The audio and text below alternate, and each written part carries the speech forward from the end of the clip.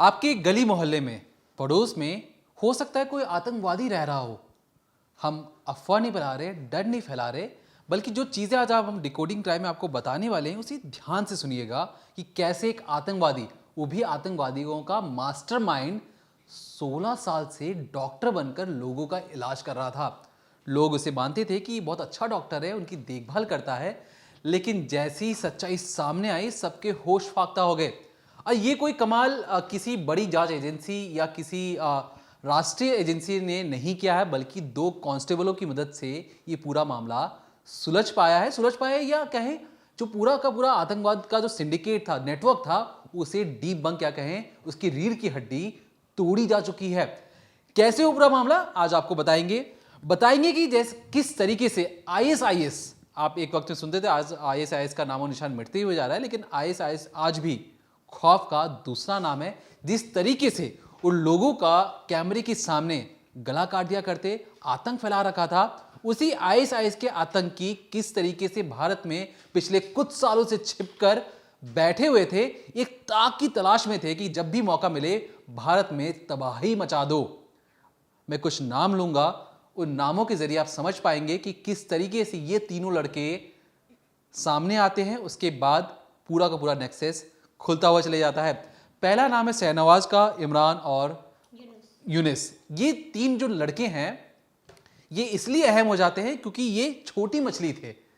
जब 2 police constable, मैं उनका नाम ले लूं जो आपकी तस्वीर दिखाने की कोशिश भी करूंगा, कांस्टेबल प्रदीप चौहान, कांस्टेबल अमोल नाजन, ये पुणे पुलिस में तैनात हैं। हुआ यूं कि एक रोज वो पेट्रोलिंग के निकले, रात का वक्त था, 2:45 हो रहे थे, यानी 2:45 बज रहे थे रात के। उस वक्त ये देखते हैं कि 3 लोग बाइक चोरी करने की कोशिश कर रहे हैं। अब क्योंकि पेट्रोलिंग पर थे, इनके हाथ में डंडा था, इन्हें रोकते हैं और पूछते हैं कि भाई क्या कर रहे हो। ये तीनों लड़के, शहनवाज और उसके जो जितने भी साथी थे, वो भागना शुरू कर देते हैं। अब हमारी जो कांस्टेबल हैं प्रदीप चौहान और अमोल नाजन, ये उनका पीछा करते हैं और इनकी मुस्तैदी की वजह से ये तीनों पकड़े भी जाते हैं। अब पुलिस के चंगुल में थे, इन्होंने पूछा कि अपना आधार कार्ड दिखाओ। क्या होगा सोचिए आप, आधार कार्ड बनवाना कितना सिंपल हो चुका था। ये आधार कार्ड पुलिस वालों को दिखा भी देते हैं। 3 में से 2 के पास आधार कार्ड मौजूद था, तीसरा कहता है कि सर मेरे पास ना आधार कार्ड इस वक्त नहीं है, मैं फिलहाल अपना फोन लेके आया हूं। पुलिस वाले ये मान रहे थे कि ये तीनों चोर हैं। आधार कार्ड में जो नाम था, तो पुलिस वालों ने कहा कोई बात नहीं, अपना फोन नंबर निकालो, अपने फोन नंबर बताओ। पुलिस वालों ने कॉलर आईडी की मदद से जब इनकी पूरी कुंडली खंगाली तो क्या पता लगा, जो नंबर उन्होंने दिया था उस नंबर को जब पुलिस वालों ने कॉलर डिटेल के से निकाला, कॉलर आईडी के जरिए निकाला, तो पता लगा कि आधार कार्ड में नाम दूसरा है और जो कॉलर आईडी में नाम आ रहा है वो दूसरा है। पुलिस का माथा ठनकता है कि उन्हें लगता है कि कुछ गड़बड़ है। पुलिस वाले, ये दोनों कांस्टेबल, इन तीनों जो कहें उनको शक था कि चोर थे, बल्कि बाद में पता लगता है ये आतंकवादी थे। इन तीनों को गाड़ी में बैठाते हैं, तीनों चोरों को, रात की 2:45 की बात है ये। उसमें से बीच गाड़ी में से हाथापाई करके एक चोर या कहें आतंकवादी भाग जाता है। 2 कांस्टेबल, अब 2 लड़के, शहनवाज के साथ एक और लड़का था यूनिस, ये दोनों बैठे रहते हैं उस जीप में। थाने पहुंचती है गाड़ी। उसके बाद जो कॉलर आईडी के जरिए जो नाम सामने आया था उस नाम को सर्च किया जाता है और एनआईए के पता लगता है कि एनआईए की मोस्ट वांटेड आतंकियों की लिस्ट में से ये एक नाम है। अब पुणे पुलिस का दिमाग ठनकता है कि रात के 3 बजे उन्होंने क्या आतंकवादियों को पकड़ा है या चोर को पकड़ा है, उन्हें समझ में नहीं आता। फिर आनंद फानन में हुआ यूं कि जो चोर भाग गया था, रातों रात पुणे पुलिस ने नाकेबंदी कर दी पूरे शहर में उस आतंकवादी को पकड़ने के लिए। क्यों? क्योंकि वो मोस्ट वांटेड था। अब तक ये समझ में नहीं आ रहा था कि ये चोरी क्यों कर रहे थे, आतंकवादी कैसे, बस एनआईए की वेबसाइट में मोस्ट वांटेड लिस्ट में इनका नाम आ चुका था। अब उस तीसरे चोर को भी या कहें तीसरे आतंकवादी को भी थाने लेके आया जाता है। उसके बाद पुलिस वाले उनकी अच्छी खासी खातिरदारी करते हैं। उसके बाद क्या होता है, जो नाम सामने आते हैं आज हम आपको बताएंगे, और ये भी बताएंगे कि किस तरीके से एक स्लीपर सेल से कहने का मतलब कि कुछ आतंकवादी आपके घर के बगल में बैठे हो सकते हैं, छुपे हो सकते हैं, आपको कानों कान खबर नहीं होगी। तो कैसे हमारी मुस्तैद पुलिस ने और जांच एजेंसियां ने उन आतंकवादियों तक पहुंचे, आपको एक एक डिटेल आज डिकोडिंग क्राइम में बताएंगे। अब देखिए, ये जो पूरा मामला है, जो जो तीनों जो आरोपी हैं जिस दिन अरेस्ट हुए, वो तारीख थी 18 जुलाई को। अब आधी रात को पुलिस इन लोगों को अरेस्ट कर लेती है, नाकाबंदी करके इमरान जो भाग गया था उसे भी अरेस्ट कर लिया जाता है। जब ये पता चलता है कि तीनों ही मोस्ट वांटेड है एनआईए की लिस्ट में, तो ये सही और लोगों को जो पुलिस वाले थे उन्हें पता लग जाता है कि हो ना हो ये आतंकवादी ही हैं। फिर इनके ऊपर जांच पड़ताल बिठाई जाती है, और तो और जिस जगह पर ये रहा करते हैं, जिस फ्लैट में ये इतने सालों से रह रहे थे, वहाँ पर पुलिस जाती है अगली रोज़ यानी कि 19 जुलाई को, और छापेमारी की जाती है। वहाँ पर जितना भी सामान है, इनके जो भी डॉक्यूमेंट्स है, इनकी जो अलमीरा वगैरह है, सब जो पुलिस है वो देखती है। कोई भी ऐसा कोना नहीं छोड़ती जहाँ से कोई भी लापरवाही हो सके या किसी भी तरीके की कोई आगे चलकर नुकसान हो पाए, ऐसा पुलिस कोई भी काम नहीं करती। और फिर पुलिस के हाथ में बहुत सारी चीज़ें लगती हैं। दरअसल पुलिस को इनके कुछ डॉक्यूमेंट्स मिलते हैं जो ये साफ ज़ाहिर करते हैं कि ये आतंकवादी ही हैं, ये आईएसआईएस के लिए काम कर रहे हैं। और आईएसआईएस का अल सुफ़ा एक मॉड्यूल है जो सीरिया का जो सबसे आखिरी गढ़ था जहाँ पर आईएसआई का उस वक्त आतंक था, वहाँ से चलकर आया है और वहाँ से वो अपनी पैठ जमा रहा था, और अब जाकर उसने पाँव पसारने शुरू कर दिए भारत में। वो किसी तरीके से हिंदुस्तान में भी घुस आया है, और यहाँ पर बहुत सारे ऐसे स्लीपर सेल घूम रहे हैं जो उस मॉड्यूल को एक्टिव करने में लगे हुए हैं। अब इसके बाद जब पुलिस वालों को ये पूरी डिटेल मिलती है, इनके डॉक्यूमेंट्स मिलते हैं, और भी कमरे खंगाले जाते हैं, और भी जो जांच की जाती है, तब वहाँ से ड्रोन मिलते हैं। ड्रोन के अलावा जितने भी वो सामान थे, जैसे कि टेम्परेचर गेज या फिर कुछ सफ़ेद रंग का पाउडर भी मिलता है, जिससे ये आने वाले वक्त में कोई बड़ा धमाका कर सकते थे। इस तरीके की बहुत सारी चीज़ें पुलिस को मिलती हैं। गोलियाँ भी बरामद की जाती हैं पुलिस की तरफ से। और तो और पुलिस को ये भी पता चलता है कि 2008 में जो एक ब्लास्ट हुआ था, उसमें भी जो इनमें से एक आरोपी है, जो आतंकवादी है, उसका नाम सामने आया था। अब पुलिस समझ चुकी थी कुछ ना कुछ गड़बड़ हो रहा है, हमारे देश में कुछ आतंकवादी हैं जो घुस आए हैं, और तो और कुछ बड़ा या कुछ ऐसा आपराधिक कांड करने की ये सोच रहे हैं। इसके बाद पुलिस उन तीनों से तहकीकात करती है, छानबीन करती है, उनसे आगे का प्लान पूछती है, बोलती है कि आखिर तुम्हारी साजिश क्या है, तुम लोग किस प्लानिंग के तहत यहाँ पर आए हो, कितने साल से रह रहे हो, अब तक तुमने क्या क्या किया, किससे तुम मिले हुए हो। जब ये सारी डिटेल पुलिस निकालती है तो इमरान पुलिस को एक नाम बताता है। वो नाम है आकिफ अतीक नाचन का। ये नाम है, आप एक बार नाम फिर से सुन लीजिए, आकिफ अतीक नाचन।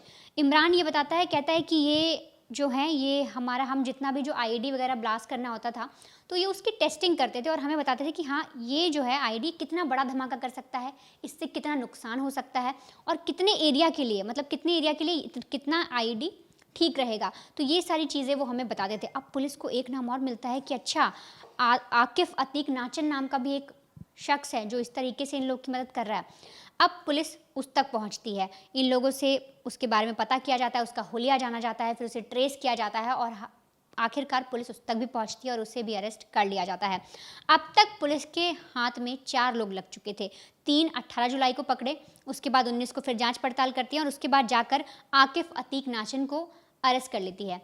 अब फिर इन चारों से अलग अलग तरीके से पूछताछ की जाती है, गुमराह करने की भी इन्हें कोशिश करते हैं कि देखो, तुम्हारे जो दूसरा साथी है उसने हमें सच बता दिया है, अब तुम भी नाम बता दो, नहीं तो तुम फंस जाओगे। बहुत सारी चीज़ें पुलिस इनके साथ एक तरीके से गेम भी खेलती है।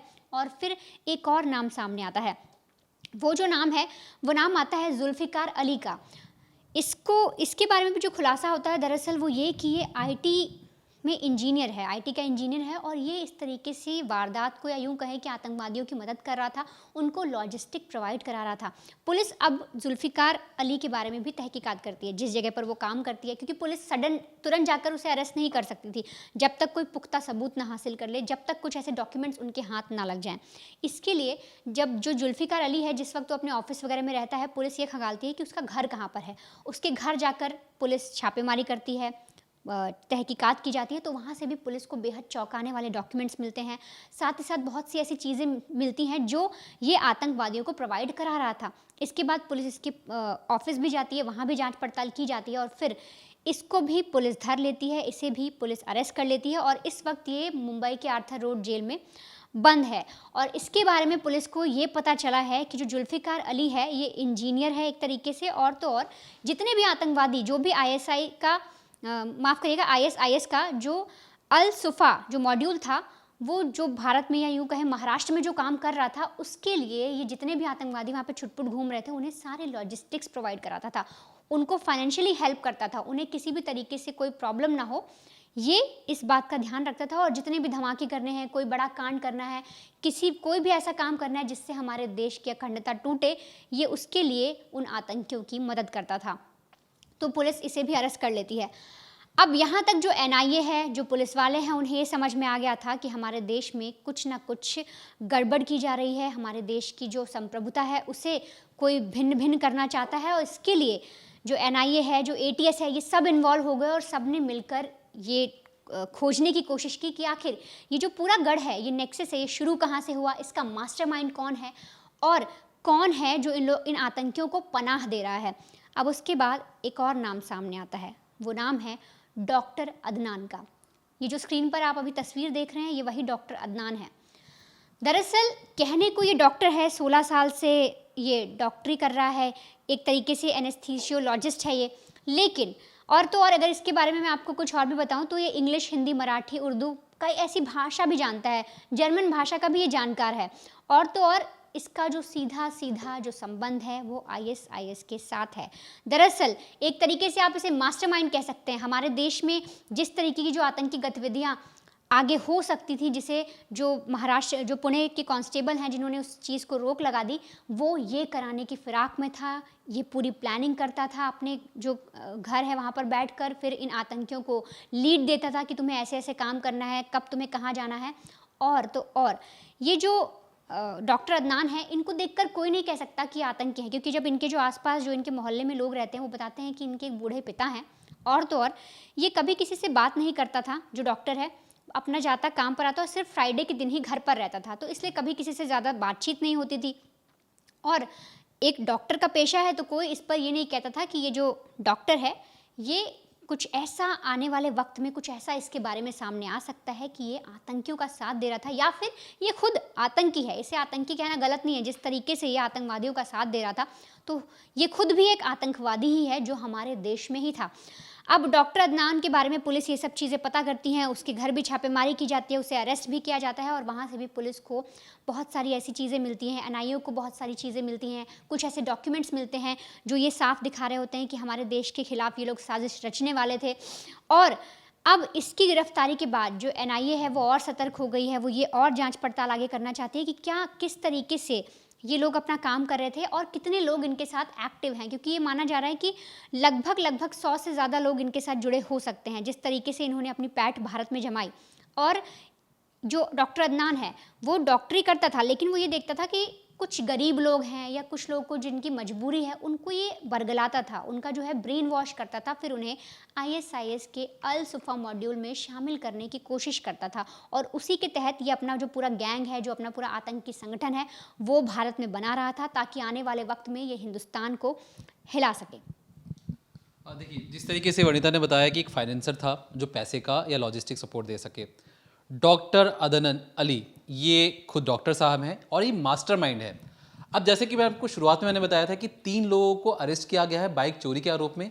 अच्छा, इनकी जो स्लीपर सेल में मकसद पता है क्या होता है? जैसे मान लीजिए स्लीपर सेल में एक रानी हो गई, उसके नीचे प्यादे हो गए जो मेन प्यादे हैं, और सबसे नीचे जो उस काम को अंजाम देंगे।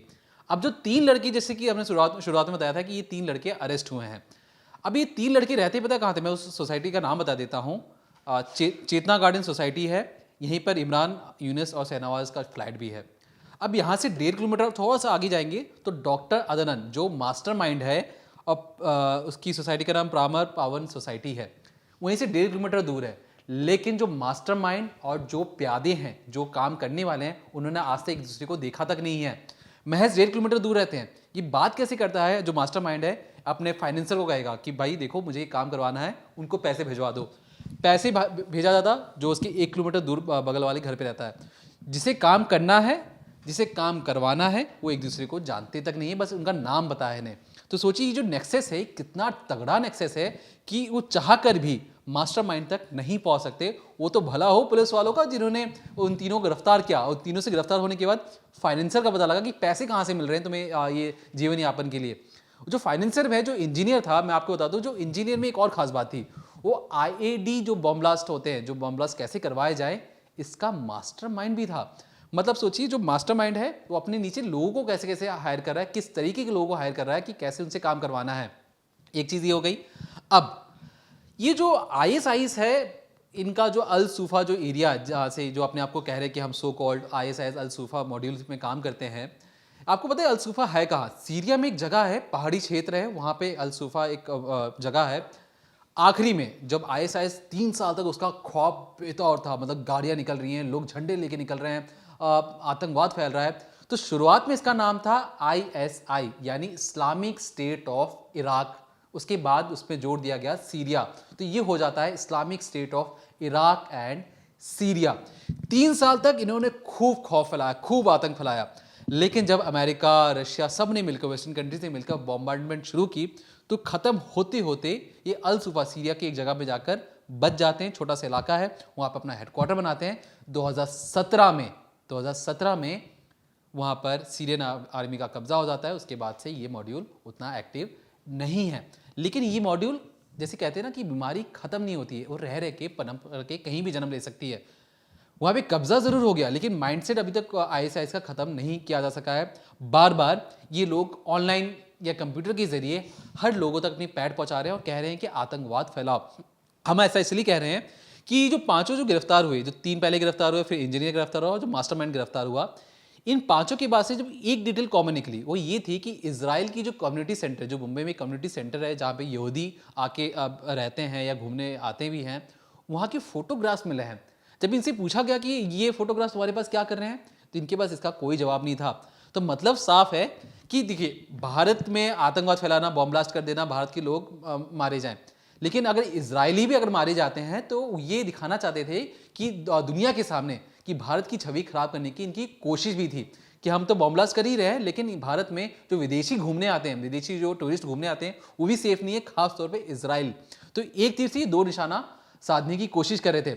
फिलहाल के लिए 5 लोग अरेस्ट जरूर हुए हैं, लेकिन याद रखिए ये मकर जाल है। मकर जाल की एक रानी को पकड़ लिया गया है, जो खुद अदरन अली है, क्या कहे राजा है एक तरीके से उस पूरे नेक्सस का। फिलहाल के लिए ये जो पूरा स्लीपर सेल है शांत हो गया है, लेकिन जल्द ही कोई नया राजा बनेगा जो फिर से इस पूरे मॉड्यूल को चलाएगा। आपको बता दें कि जो भारत में पहले कब जो आईएसआईएस के जो मॉड्यूल हैं, उससे पहले मैं बता दूं कि देखिए, जो दैनिक भास्कर की जो टीम है वो उन्होंने ग्राउंड पे जाके रिपोर्ट की है, उन्होंने अच्छी तरीके से इसको इन्वेस्टिगेट किया है। जब उनकी रिपोर्टर्स ने जो जाके नीचे ग्राउंड में पता किया, तो जिन जिन सोसाइटी से ये आतंकवादी गिरफ्तार हुए थे, उनका कहना है कि उन्हें समझ में नहीं आ रहा कि हमारे पड़ोस में रहने वाले वो आतंकवादी निकल गए, आईएसआईएस से कनेक्शन निकल गया। ये उनके समझ से परे है। उनके लग रहा है कि ऐसा कैसे हो सकता है कि वो रोज उनसे मिलते हैं, रोज उनका अच्छा व्यवहार है। और खास तौर पे जो डॉक्टर साहब हैं, डॉक्टर साहब के लिए लोगों में सहानुभूति है कि भैया वो तो हमारा इलाज करते थे, हमें तो कभी भी नहीं लगा कि ऐसी चीज़ है। हाँ, उनमें एक बात ज़रूर थी कि वो सिर्फ फ्राइडे ही रहते थे, बाकी वो पूरे दिन उस घर के अंदर क्या हो रहा है क्या नहीं हो रहा, घर के अंदर कोई ना आ सकता था ना जा सकता था। ये बात जरूर खली, लेकिन किसी को ऐसा कभी शक ही नहीं हुआ कि डॉक्टर साहब खुद आईएसआईएस के एक मॉड्यूल के हेड है, चीफ ऑपरेटिंग ऑफिसर कह लीजिए, वो किस तरीके से कहाँ आतंकवाद फैलाना है। और जब पुलिस वाले छापा मार रहे थे, तो उनके घर से ड्रोन के कई पार्ट्स, हथियार, फोटोज, वीडियोस। और जो फोटो वीडियोस कैसे थे, ये वीडियोस ऐसे थे कि जो भी कोई यंग लड़का किसी को दिखाओ या जो गरीब लड़के हैं उनको दिखाओ, उनको मोटिवेट करो, उनको ब्रेन वॉश करो कि देखो तुम्हें आईएसआईएस ज्वाइन करोगे तभी भला हो सकता है, तभी तुम इस्लाम के लिए कुछ बड़ा कर सकते हो। ये इनके शब्द हुआ करते थे कि अगर तुम्हें इस्लाम को बचाना है तो ये हमें ज्वाइन कर लो, हम तुम्हारा उद्धार कर देंगे, तो पैसों से माला माल कर देंगे। अब क्योंकि ये पहली दफा है जब आईएसआईएस खत्म होने के बाद पहली दफा है कि फिर से कोई एक मॉड्यूल का हेड पकड़ा गया। छोटी मछली नहीं, बड़ी मछली है। एनआईए ने कोर्ट में चार्जशीट में दाखिल भी किया है, कहा है हम इन पर इन्वेस्टिगेट करना चाहते हैं। हमें समझ में नहीं आ रहा कि ये नेक्सस कितना बड़ा हो सकता है, क्योंकि इतने बड़े ऑपरेशन को चलाना कोई आसान बात नहीं थी। अगर मैं आपको बताऊं कि आखिर में जो कहाँ भारत में कब आईएसआईएस के आतंकी पकड़े गए, देखिए जो 2014 में बेंगलुरु से एक आईएसआईएस का ट्विटर हैंडल चलाने वाला लड़का पकड़ा गया। विश्वास उसका नाम था, मेहदी विश्वास पकड़ा गया। उसके बाद जब मेहदी से पता लगा कि इसके साथ 100 भारतीयों और जुड़े हुए थे, फिर एनआईए ने जनवरी 2017 में दावा किया कि केरल की 22 लड़के आईएसआईएस मॉड्यूल से जुड़े हुए हैं। भारत में पहला हमला 17 नवंबर 2017 को श्रीनगर में हुआ। इसमें एक पुलिस के सब इंस्पेक्टर था, उसकी मौत हो गई। इस हमले की जिम्मेदारी खुद आईएसआईएस ने ली और उसका नाम रखा गया था Islamic state of Jammu and Kashmir. फिर नवंबर 2021 में अमेरिकी विदेश विभाग ने बताया कि आईएसआईएस ने भारतीय मूल के 66 आतंकवादी उसमें अभी भी मौजूद हैं। देखिए, आईएसआईएस का जो हेडक्वार्टर था बर्बाद हो चुका है, लेकिन उसने ये किया कि जो उसके लड़ाके थे उनको दुनिया के अलग अलग कोनों में भेज दिया है ताकि वो अपनी आतंकवाद फैला सके। लेकिन इस वक्त जो जांच एजेंसियां हैं उन्होंने अपनी कार्रवाई करते हुए, और ख़ास तौर पे जो हमारे दो कांस्टेबल थे जिनकी गश्ती की वजह से, जिनकी मुस्तैदी की वजह से ये जो पूरा नेक्सस है पूरा आतंकवाद का ख़त्म हो पाया, उनकी वजह से उनके थाने के इंचार्ज मुंबई महाराष्ट्र एटीएस के एनआईए सबको ये आगे पता लग पाया कि एक चोर जो पहले चोरी कर रहे थे वो एक आतंकवादी थे, और आतंकवादियों का कुछ इस तरीके से प्लान था कि देश में कई इलाकों में बम धमाके करने का, उसके साथ साथ इजराइल की जो यहूदी सेंटर है वहाँ पर भी ये हमला करने की फिराक में थे। एनआईए इन 5 आतंकियों को लेकर कई बड़े खुलासे करने वाली है आने वाले वक्त में। वो क्या क्या खुलासे होंगे और कैसे कैसे नेक्सस खत्म किया जा सकता है, कैसे इस नेक्सस को जलाकर राख किया जा सकता है, हम आप तक ही जरूर पहुंचाएंगे। तब तक बने रहिए क्राइम तक के साथ।